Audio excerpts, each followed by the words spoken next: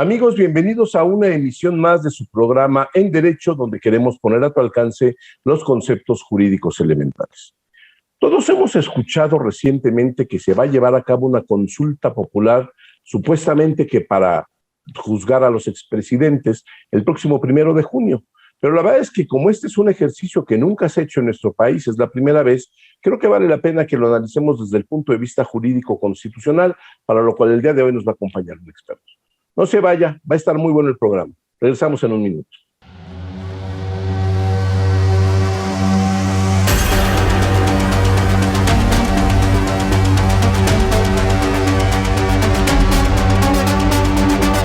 En Derecho, con Carlos González Robles. Ya estamos de regreso en su programa En Derecho, donde les comentaba antes del corte que vamos a hablar el día de hoy de esta famosa consulta popular que dicen que es para juzgar a los expresidentes de la República. La verdad es que se ha prestado una serie de confusiones porque no ha quedado claro, incluso desde la propia pregunta que se va a llevar a cabo, cómo es que se realizará esta consulta, cuáles van a ser los efectos, cuál es la necesidad o el fundamento constitucional de la misma. Y para ello, el día de hoy nos acompaña un experto en la materia, el doctor Vicente Fernández, quien es profesor titular entre otras cosas, de los cursos de Derecho Constitucional en el Tecnológico de Monterrey, Campus Ciudad de México, es investigador del Sistema Nacional de Investigadores del CONACYT y también es vicepresidente de la Asociación Mundial de Derecho Constitucional. Doctor Vicente, ¿cómo estás? Muy buenas tardes, bienvenido a este programa. Muchas gracias, Carlos, por la amable invitación y yo encantado, con mucho gusto de estar aquí contigo. Muchas gracias, Vicente. Oye, a ver, se va a llevar a cabo una consulta popular en este país, por primera vez en la historia. ¿Hay un fundamento realmente constitucional para poder llevar a cabo no esta consulta en particular, sino cualquier tipo de consulta popular? ¿Se puede preguntar lo que uno quiera, se puede decir lo que uno quiera? ¿O cómo es el régimen constitucional de este tipo de actividades?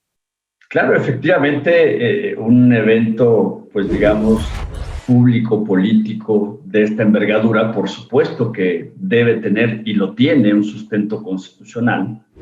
El artículo 35 de nuestra Constitución precisamente prevé varios derechos de los ciudadanos, ¿no?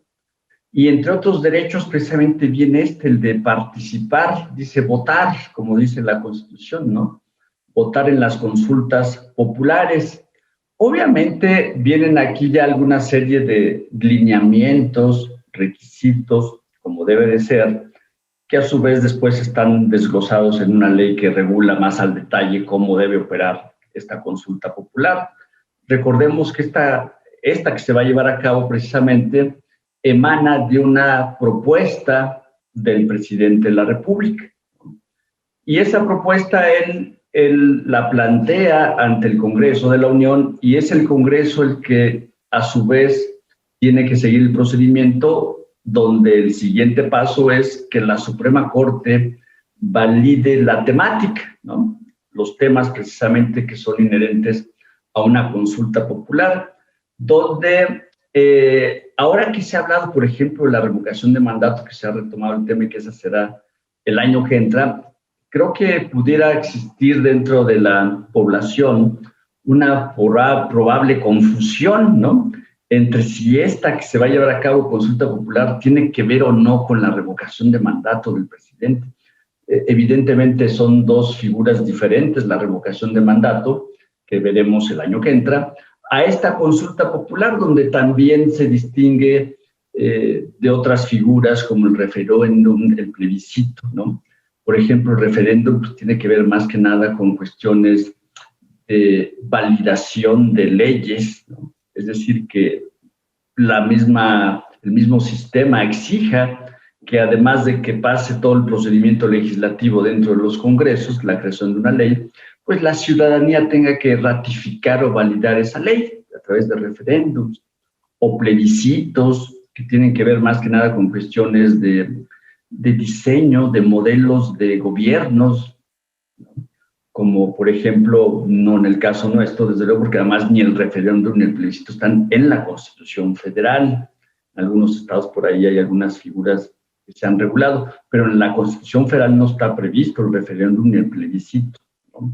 ¿Qué sí está? Pues la consulta popular. que tiene que ver más que nada con el pedirle la opinión a la ciudadanía, como dice la Constitución, sobre temas de relevancia, ya sea nacional o regional.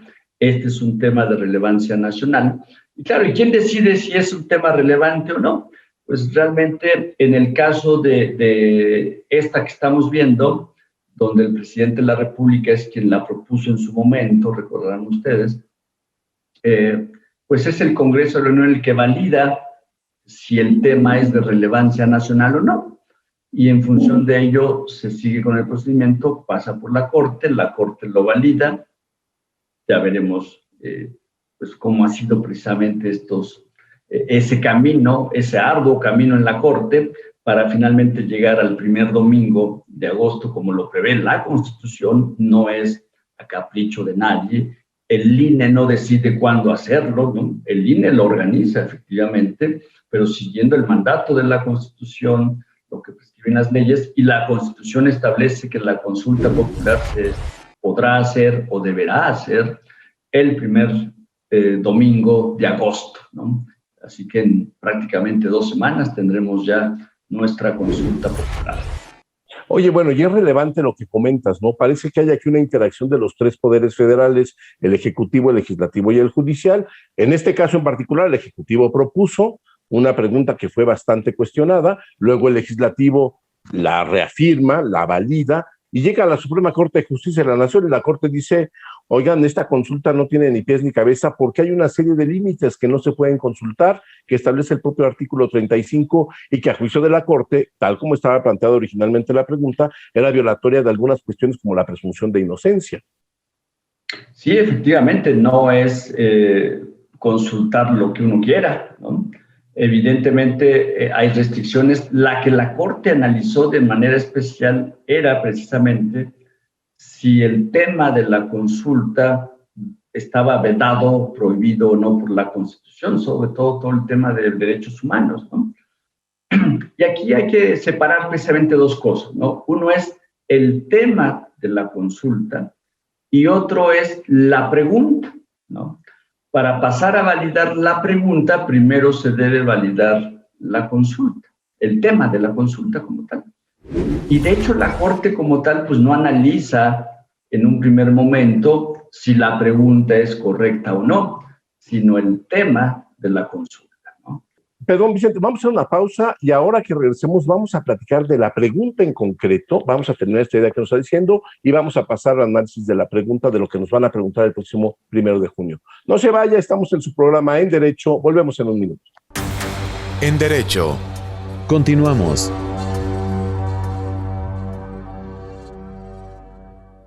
Vivimos en un mundo dominado por las tecnologías de la información y la comunicación.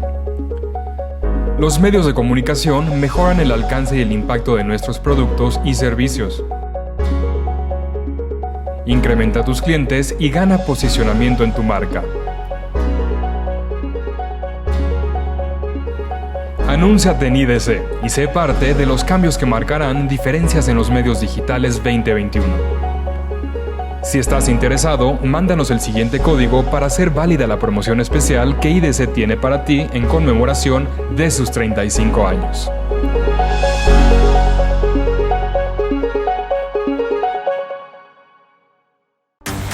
En Derecho. Regresamos.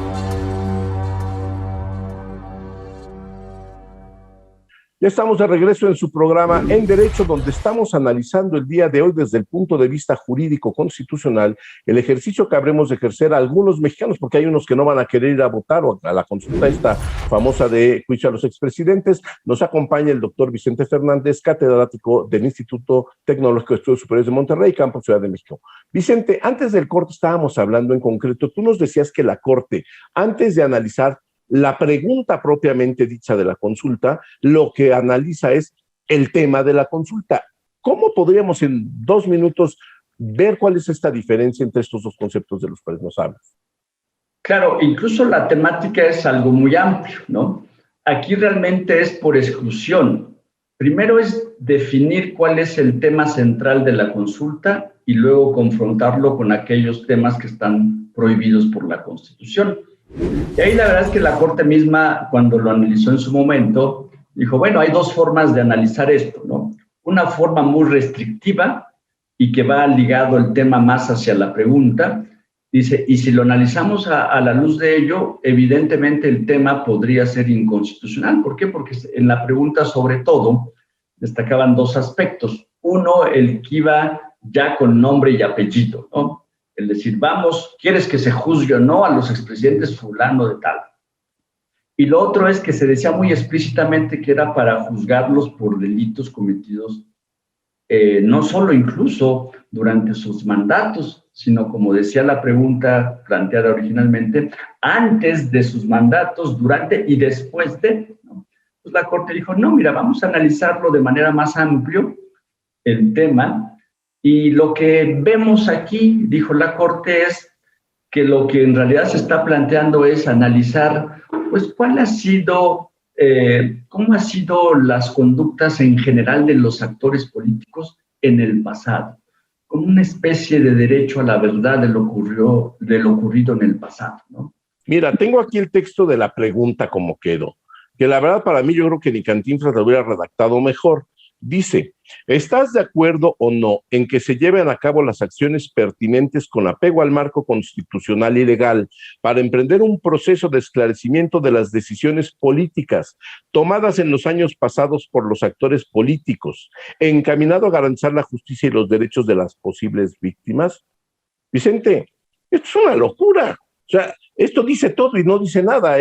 Me parece realmente un despropósito. Una pregunta en ese sentido, pero bueno, evidentemente sí, creo que están actuando dentro del marco de la Constitución.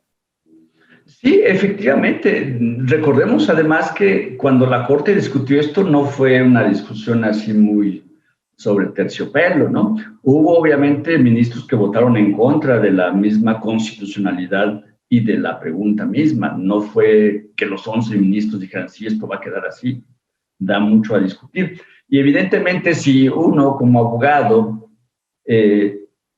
tiene que estar desmenuzando y tratar de entenderle a la pregunta, pues imagínate cualquier persona que vaya el domingo 1 de agosto y vaya y se encuentre con esta pregunta, pues van a estar ahí meditando 15 minutos para tratar más o menos entender qué le están preguntando. Por ello, incluso, pues la verdad es que mediáticamente, más allá de que se cambió la pregunta, la gente va con la idea de si va a votar porque se enjuicia o no a los expresidentes, aunque la pregunta sea en otro sentido, como la Corte misma lo dijo, pero ya desmenuzando y tratando de entender su sentencia, es que no se habla solamente de si se va a juzgar o no a los expresidentes. La pregunta dice llevar a cabo acciones pertinentes, ¿cuáles? De todo tipo, ¿no? No solamente investigaciones penales. Y no solamente hablando de expresidentes, sino de cualquier actor político, ¿no? ¿Quién es cualquier actor político? Pues el que sea. Pero eso ya ha estado sucediendo, evidentemente, ¿no? De tal manera que uno es la parte formal, lo que dice la pregunta, y el otro es, digamos, en el pensamiento de la gente, ¿qué hay detrás? ¿Se juzgue o no a los expresidentes realmente? La gente va a ir a votar por el sí o el no, se deba juzgar a los expresidentes, aunque en realidad la pregunta no es para eso, realmente.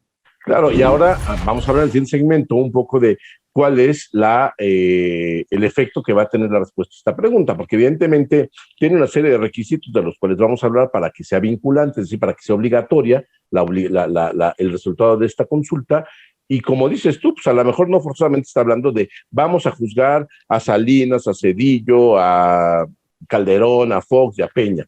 Forzosamente no va para allá, entonces se va a sujetar también una serie de interpretaciones, porque además es una cosa, que es algo que dicen todos los abogados, sobre todo los penalistas, pues esta es una consulta sobre si deben o no de hacer su trabajo.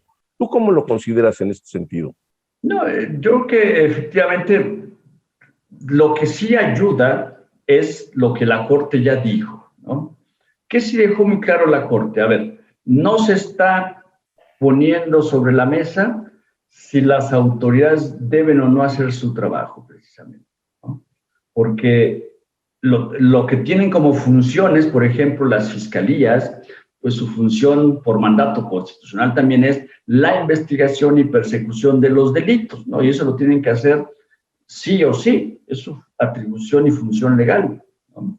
Y por otro lado, el resultado, ahorita vamos a hablar del resultado, pero si el resultado fuera en el sentido del sí, pues obviamente no es, entonces lo vamos a hacer, y si dicen que no lo vamos a hacer. No, ellos tienen la función y la atribución legal de hacerlo, de tal manera que no se está poniendo sobre la mesa si deben hacer o no su trabajo, sino simplemente si va a haber alguna guía, vamos a ver, vinculante o no, para que lo hagan o no, y qué le corresponderá a cada quien. A un juez no le puedes ordenar, porque la gente dijo, pues juzgas a fulano, ¿no?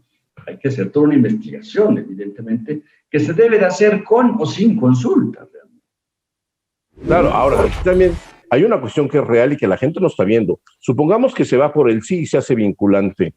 Eso no quiere decir que los van a meter al bote luego. ¿Por qué? Porque dentro de todo este concepto del Estado de Derecho que tenemos en México, pues una cosa es el debido proceso, que van a tener derecho a defenderse, a aportar pruebas, a carearse con los que lo acusan y todo esto. Entonces, en realidad yo creo que también aquí estamos en presencia de una cuestión, y eso lo digo yo personalmente, con una carga muy ideologizada de parte de la presente administración, en la cual están engañando con una pregunta que desde mi punto de vista y mi análisis no es la pregunta que la gente está creyendo que van a contestar. Pero bueno, vamos a ir a una pausa y regresamos en su programa En Derecho. Estamos con el doctor Vicente Fernández hablando aquí de la consulta popular del próximo 1 de junio, supuestamente para enjuiciar a los expresidentes. No le cambia, regresamos en un minuto. En Derecho. Continuamos.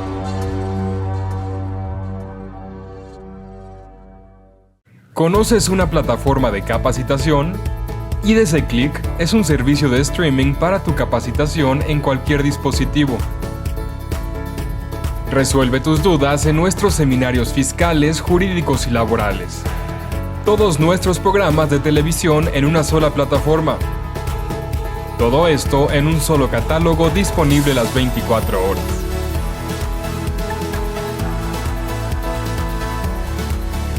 Únete a la familia IDC con la mejor plataforma para una capacitación completa. IDC Click, tu mejor opción.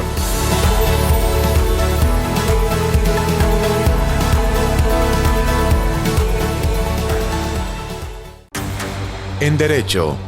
Regresamos.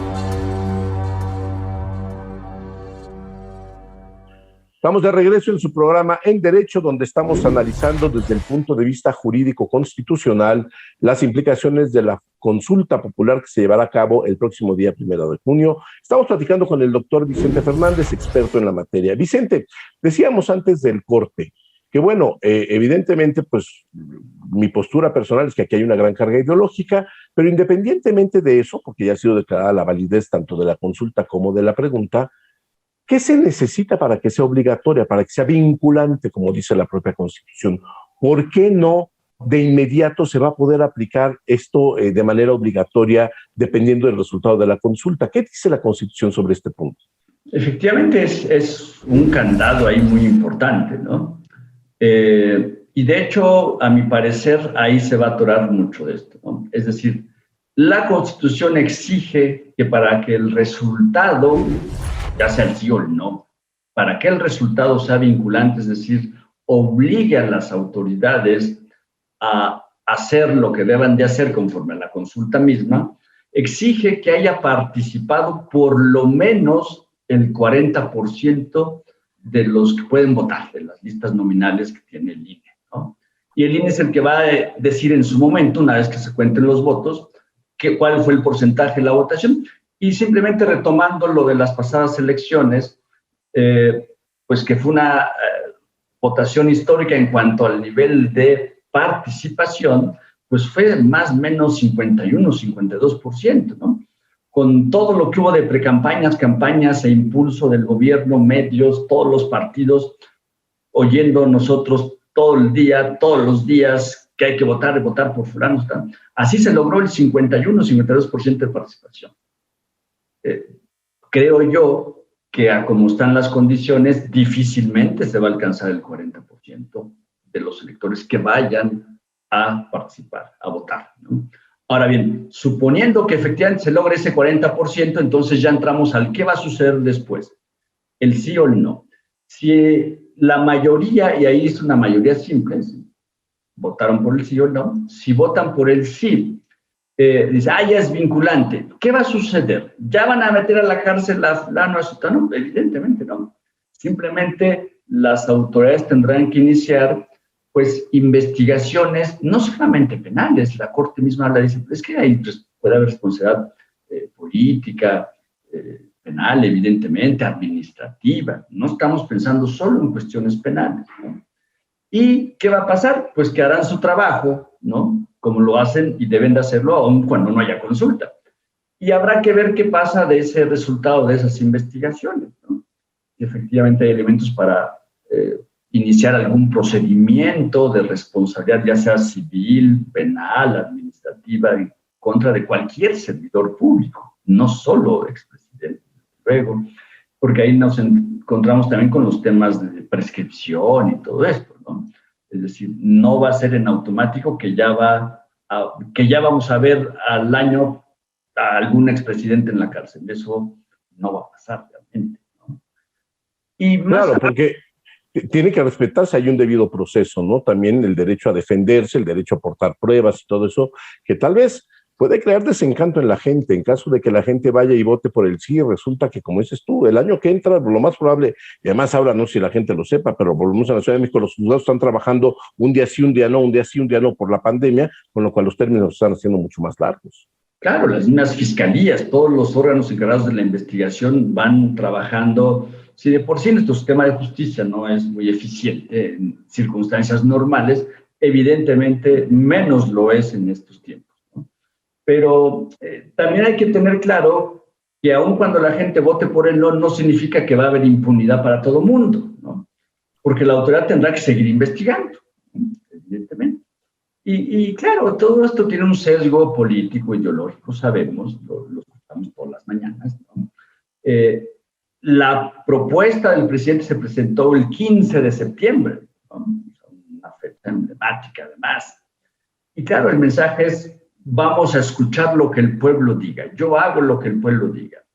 Pues no, obviamente si cualquier persona, incluyendo el presidente, tiene conocimiento de probables delitos cometidos por cualquier servidor público, incluyendo a un expresidente, tiene la obligación de denunciarlo, ¿no? No de preguntarle a la gente si quieres o no que lo denunciemos. Estaría faltando a su deber legal y constitucional, ¿no? Entonces, a mi parecer es solamente darle un sesgo, obviamente, una imagen a algo, pero que en los hechos y en la práctica no va a pasar nada. Y como bien decías, Carlos, pues puede haber cierto desencanto de la gente que vaya y vote por el sí, ¿no? Y diga, pues yo voté porque sí enjuician al expresidente fulano y tal, o a todos, y no pasó nada, ¿no? De tal manera que, ¿de qué sirvió?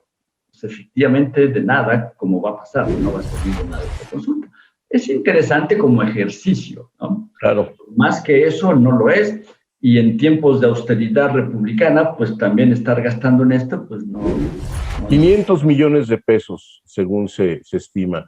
Pero como dices, mira, yo creo que de todo no es totalmente malo. Es el primer ejercicio de una participación ciudadana directa. Vamos a ver qué resulta, porque tal vez en el futuro sí tengamos necesidad de hacer consultas sobre temas realmente relevantes y no sobre temas ideológicos. Sí, que incluso la misma Constitución prohíbe otros temas que podrían ser muy relevantes, temas de gasto público, presupuestos. Es más, recordemos las consultas, no como estas, una consulta a mano alzada en el Zócalo sobre si quieres o no que continúe la obra del proyecto del aeropuerto de Texcoco, por ejemplo. Pues la Constitución prohíbe las consultas sobre obras públicas de infraestructura.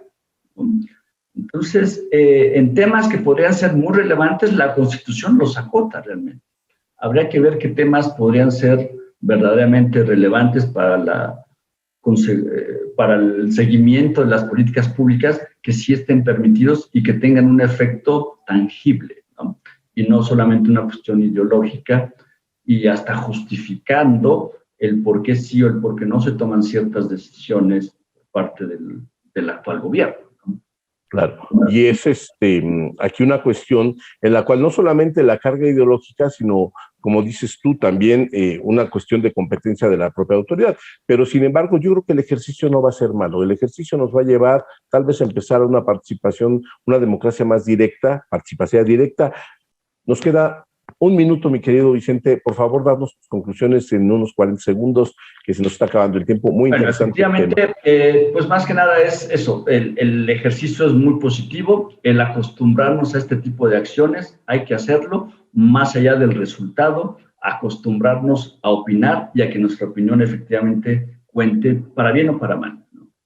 Finalmente, la democracia está hecha de eso y es para eso el objetivo que los constituyentes permanentes hicieron esta reforma, que hay que decirlo, no es una reforma de esta administración, ya venía desde otras administraciones previas, es la primera vez que se va a llevar a cabo. Vicente Fernández, muchísimas gracias por habernos acompañado el día de hoy con todo tu conocimiento. Tenemos muchos temas de derecho constitucional que nos gustaría platicar contigo en otra emisión más adelante. Gracias, Carlos. Un gusto. Y muchas gracias a ustedes por habernos acompañado el día de hoy en su programa En Derecho. Nos vemos la próxima semana. Hasta la próxima.